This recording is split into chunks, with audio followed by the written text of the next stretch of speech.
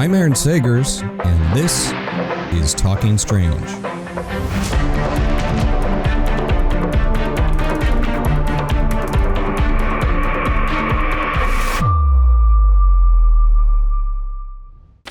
Did you know that a woman once survived a 30,000-foot fall by crash landing into a nest of angry fire ants? Or that a 13th century pope declared war on satanic cats? How about the lumberjack who survived near decapitation by way of his own chainsaw? All right, these are questions that I love to ask, but also they're questions that are being posed in season 3 of The Unbelievable with Dan Aykroyd, which premieres Friday, November 7th at 9 p.m. on the History Channel. And in the premiere episode of Strange, which is titled Strange Sightings, they say seeing is believing. And in these sightings, it will make you question everything.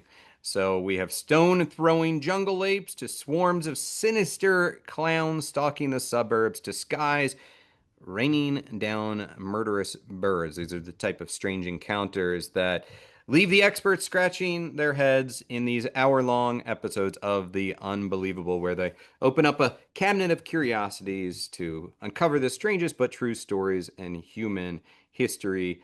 And that's brought to life with recreations and archival footage, as well as some input from researchers, authors, talking heads, all led by Dan Aykroyd, aka Ray Stantz from the Ghostbusters, aka a very established and curious explorer of the anomalous, growing up in a house of spiritualists and being a big-time spooky nerd. So Dan joins us today as a guest, and I've had the privilege of speaking with him a handful of times in the past, and one of my absolute favorite people to talk to because he's not only a comedy legend, but he is a paranormal and spooky nerd legend. So I'm going to stop rambling. I'm going to dive right into this chat with Dan Aykroyd about The Unbelievable. Season 3 premieres Friday, November 7th at 9 p.m. on the History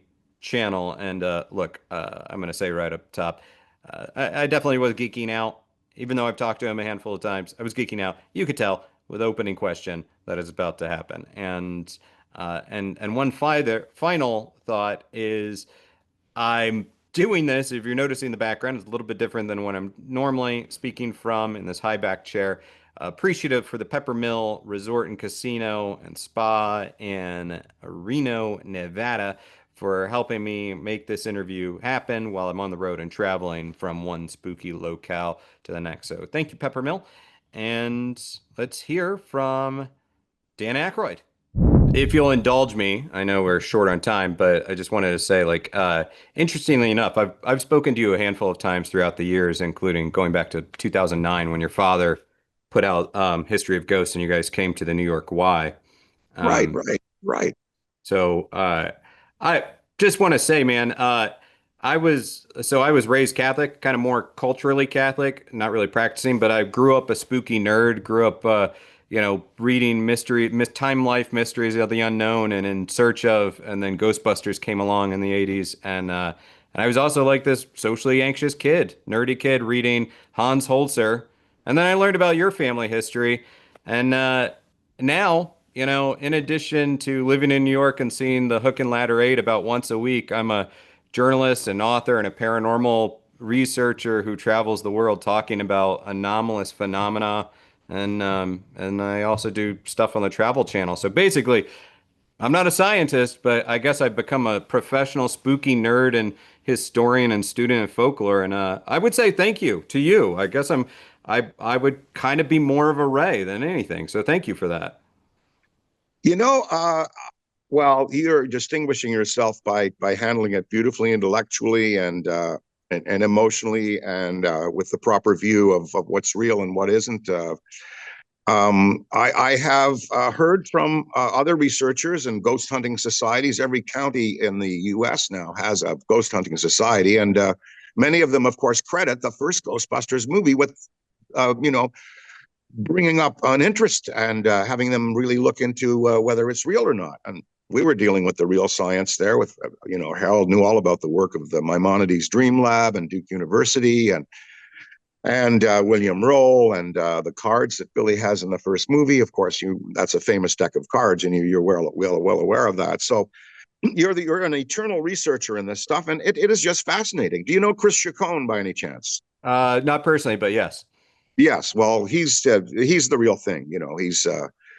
He travels and has done some amazing feats of, if you could say, I not exorcism, but as close as you can get to there. He's certainly witnessed them, and also he's researched all kinds of great stuff. And we bought a file of his years ago, and we had a show called Sci Factor. It was syndicated, and some of those cases were really, really, really unbelievable. Just really, and I should have our team look into them and go over that stuff again, because those cases were outstanding. Like the construction workers and in Halifax, Nova Scotia, they came to work and they went up to the 5th floor of the building they were working on, and there was a black void there. They couldn't see anything that they did, and basically it was a void, a black void, where a chunk of the building had vanished. Yeah, and yeah, as it happens, I'm in Nevada right now on a spooky gig. I'll be doing work up here, some research, but with Unbelievable, and I remember Sci Factor well, and I loved that. With Yeah, Unbelievable and then Sci Factor previously, as I said, I love In Search of with Leonard Nimoy, and then of course we had the great Robert Unsolved Stack. Mysteries. Yeah, Robert Stack, and then Bob Stack. and even a little bit of Rod Serling, even though it wasn't unscripted, Rod Serling had that host vibe. So when you shifted for Sci Factor and then now Unbelievable, what kind of host approach were you wanting to take? What were you channeling any of those classic hosts? Anything that you were tapping Oh, into? oh, sure, of course. I'm channeling everybody. I'm channeling Stacy Keach. I'm channeling Stack. Unsolved Mysteries. A woman walks down a beach, sees an object in the sky, and a baby drops into her hand. So I'm trying to be as direct, straightforward, and I'm just delivering this stuff uh, to the audience in a manner that says, folks, when I heard about this, it challenged my belief system. But I can tell you, we've done our research, and it's real, and I just lay it in there, and And and with irony and with kind of just an amazement. The man who had his head almost severed with a chainsaw, it bounced off the log, and then he had it basically went sewn back on. That's an amazing story of human survival. Some of these fall stories, the woman who fell through the jungle 17,000 feet and from an airplane, and the jungle broke her fall, and then she survived down there for a period of time.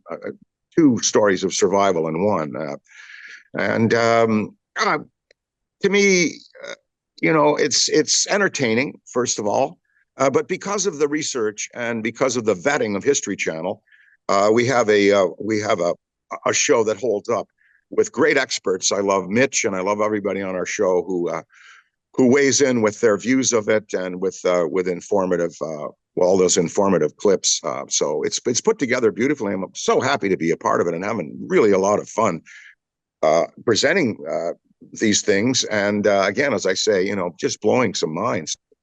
Also, History Channel will be doing The Vault. It'll be a streaming service, and you'll be able to go back and see all of the things you've loved in History Channel, all their shows, and on demand.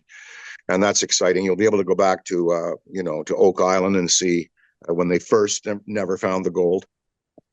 Mhm.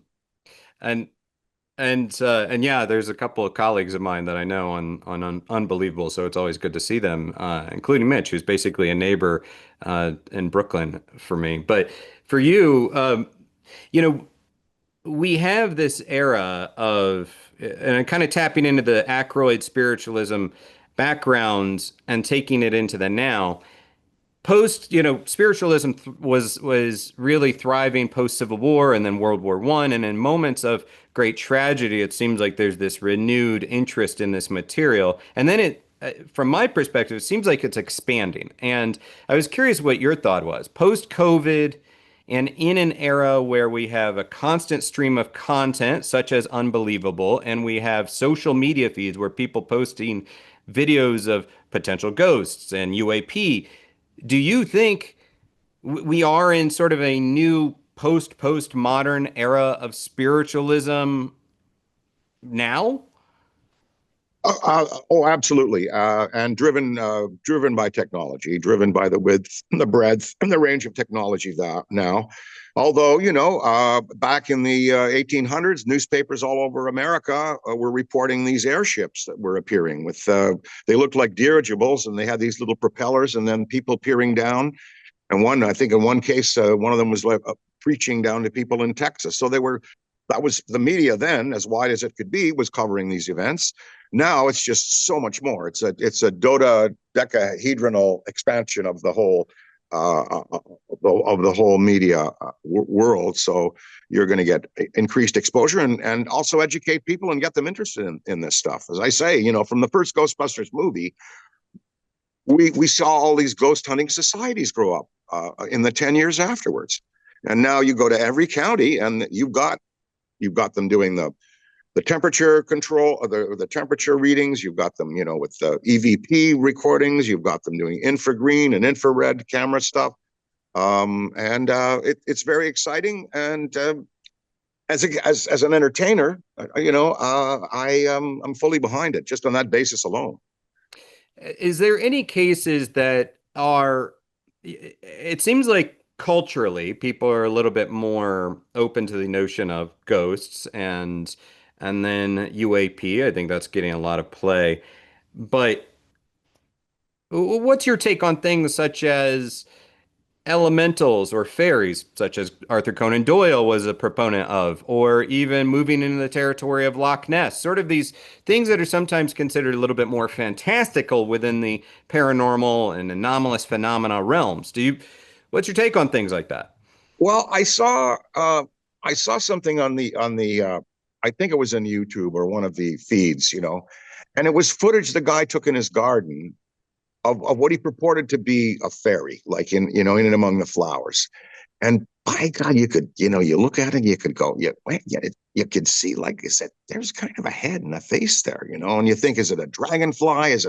That was very convincing footage. I'm sure you could find it. So we are, I think in the invisible world, anything is possible. Loch Ness, that little baby there, she certainly has evaded investigators. Almost every picture or video that comes up has been discredited. And it's only the people who've actually really seen it that can speak truthfully and say, no, I saw it. I didn't take a picture, but I saw it. But, right now, as we speak, there are 4 or 5 trucks along the loch hunting her. So, and she just hasn't come up. They say that surgeon's photo, the most famous one, was a toy that was put on a float and photographed. So Nessie, the verdict is completely out on that, as far as I'm concerned. Although the theory that it's a plesiosaur hiding down there ain't bad. She would have had to have baby plesiosaurs.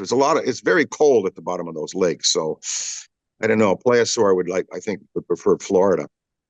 Well, yeah, there's plenty of weird stuff happening in Florida too. That's my original home state. Weird state. The do Lots of you wonderful wildlife. I mean, you have 200, 300-pound alligators, 9 feet long, walking across golf courses. That is, Bill Murray should do something with that. Do you think that maybe I know you've worked with MUFON. I know you've seen some UAP. Do you think aliens are not just crafts, but aliens, extraterrestrials are walking among us? Well, I don't know that the craft no one knows whether the craft are operated by aliens or who the operators are. Are they mechanical? Are they beings? Of course, you have Betty and Barney Hill's story, which I do believe, although it's unbelievable. Fascinating story. I do place good credence in that.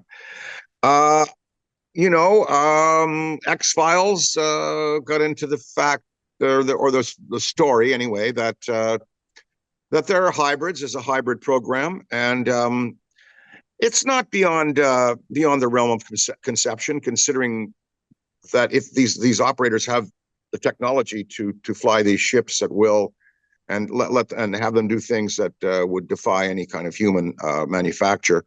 it's not too far fetched to believe that somehow they can infiltrate us using some of these devices or technology or their command of biology. So I'd have a hard time, disputing that. Hmm. Yeah. As a little bit of a shift, I know you've talked a little bit about this in a tangential way, but I was thinking about Ray. I was thinking about Ghostbusters too, and I was wondering, Ray, tough New Yorker, a good guy, tough guy, but a good heart. And I sometimes wonder if that is something we need more of that's somewhat vanishing in this world. I don't know. Do we need a dose of happy pink slime in this world? Do we need the Statue of Liberty to walk around to bring us together? Is there anything with that you have perspective on? Well, yeah, we sure could use pink slime at any time. And it's interesting. We'll see what we do as far as the next Ghostbusters feature, and there will be one. It's just what avenue we're going to take, and I think that given creative people in the world we're living in today, how can you not factor in some of what we're looking at in terms of the human species execrable behavior? Mm. That may be looked at. Maybe it manifests itself in some kind of an evil formation. Not sure. We're Jason is working with the creative crew there at the Ghost Corps up there in Los Angeles, and I'll be very interested to see what emerges. We are doing a really neat animated Ghostbusters. It'll be coming out quite soon, and the characters and the whole take and the look of Manhattan and is really exciting. So I think maybe there's an opportunity there for those writers to address some of the issues that we need to heal and move on with our lives. I won't dwell on this too much, but it's also the 30th anniversary of Casper, and you have this great cameo in it. From your perspective, is that canon? Is that Ghostbusters canon? Ray Stantz in the Casper movie?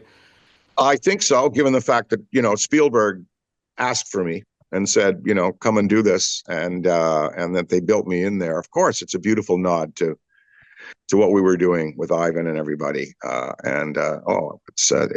think you got to include it there in the canon, no doubt. Because you're so well known for, again, your family and then your research into these topics, uh, your legacy as a comedian fully entrenched. What would you think, or what would you like sort of your legacy to be within sort of this anomalous community or the paranormal world? Well, I think it's sort of with my dad's book and with the first with the Ghostbusters movies and my dad's book. I guess I am pleased that I can really speak of the legacy and share in the legacy of my great grandfather Sam, the dentist, who was the Edwardian spiritualist who got the family interested in all this stuff in the 1920s, and when we had our own medium there in the 20s, 30s, and 40s. So it's more of like sharing in his legacy and being able to talk about his legacy. And I think they'd be pleased with what happened. Although we stepped away from the mediumship and the substance of the book substantially, but I was reading those books and seeing them around the house when I was a kid, and his journals that inspired me to work with Harold and Ivan and Billy and make Ghostbusters. Yeah.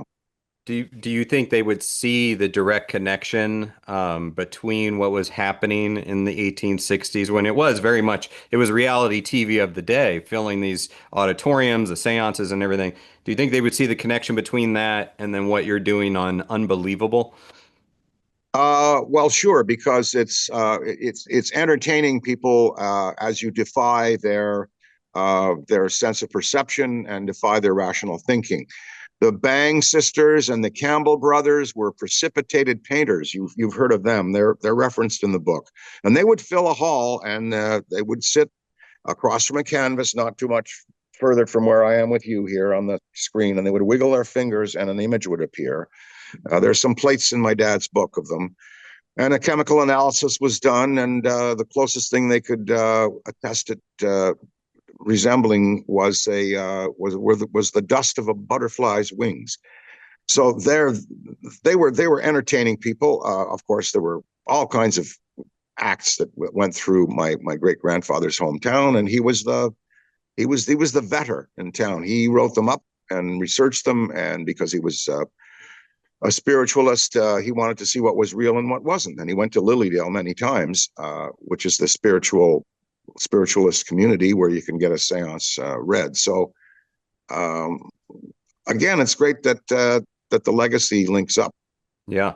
Yeah, and I grew up not too far from Casadega, which was the encampment Yeah, that spun that's off right. of Lilydale. Yeah. Um, Yeah. do you, I know you're a busy man, but is there anything that you're looking into research wise, reading up on that could be a good story for an episode of Unbelievable? Oh, sure. Yes, I'm always searching out there, and have submitted quite a few, and they're in the process of making them. Yeah, sure. Hmm. Yeah, I'm always looking, and I get them all the time, because hey, human behavior, stories of weather, catastrophic events, things that defy the imagination and defy rationale are ever present and occurring on a second to second basis on this very fascinating and troubled planet we're living on. Hmm. Just finally, you have the Blues Brother comic. It's a family affair. Your daughter is put that out. It's great, and I'm happy to see Blues Brothers back out there. So it's comic book form. We also have the Ghostbusters that have had a great, successful run in comic books. Is there a world where the Blues Brothers and Ghostbusters could meet either in the comic medium or elsewhere? Well, that would be for some young accomplished writer to figure out. Maybe Stella can figure that one out for me. I don't. It would be an interesting meeting. Let me put some thoughts into that. Yeah. I know we're out of time, Dan. I appreciate you, value your time, and I'm very excited to see you doing Unbelievable, and also happy to talk anytime about the Crystal Head side of things because I like what you're doing over there too. So maybe we can connect and do an interview about that as well at some point. Yeah, 65 calories a glass. Tell the ladies. I've still Yeah, got. a shot, 65 a shot. Now there's no additives in Crystal Head. That's why we've been around so long. We've survived. So many other brands have not. We have no glycerin, no sugar, no limonene at all. It's a pure spirit made with beautiful, pristine glacial water, and I'm very proud of it. And I can, drink in moderation. I tell you, please drink responsibly if you consume. I love that. All Be right, careful sir. where you are now. Be careful. Watch out where you are. Oh yeah, well, heading up to the mountains to Virginia City, an old Wild West town, and it's great. Wooden sidewalks and lots of haunted tales throughout there, and some UAP sightings. So I'll watch this. Yeah, weird, strange things happen when you begin to research this stuff. I've had a couple of things happen that if I wasn't looking into that subject, they wouldn't have happened. But no, yeah, we are defying. Well, the one that my sightings are pretty exciting and vivid, and I know what I saw. I know they were real. Oh, most certainly. I mean, that's why I say keep the eyes open, open mind as well. Stay spooky and keep it weird, right? Take care, man. Thank you. Thank you, Dan. And that was Dan Aykroyd, comedy legend and paranormal legend, I would say, and talking about the Unbelievable season 3 of which premieres Friday, November 7th, 9 p.m. on the History Channel. And Dan is just a very dynamic guy to talk to, very much into this stuff. And it's humbling because, look, this is a guy that like I said in the interview, saw him as a kid in Ghostbusters and then learned even more about him as being, a nerdy kid that delved into the paranormal and that really helped him, feed his curiosity as well as helping tackle some of the anxieties he was dealing with. So, The Unbelievable, check it out. Also, some familiar faces on there, such as Mitch Horowitz, who has been on Talking Strange, and as well as Holly Fry, who has been on Talking Strange, and a lot of good talking heads on that show. So, okay, folks, I'm Aaron Sagers. This has been Talking Strange. Until next time, be kind, stay spooky, and keep it weird.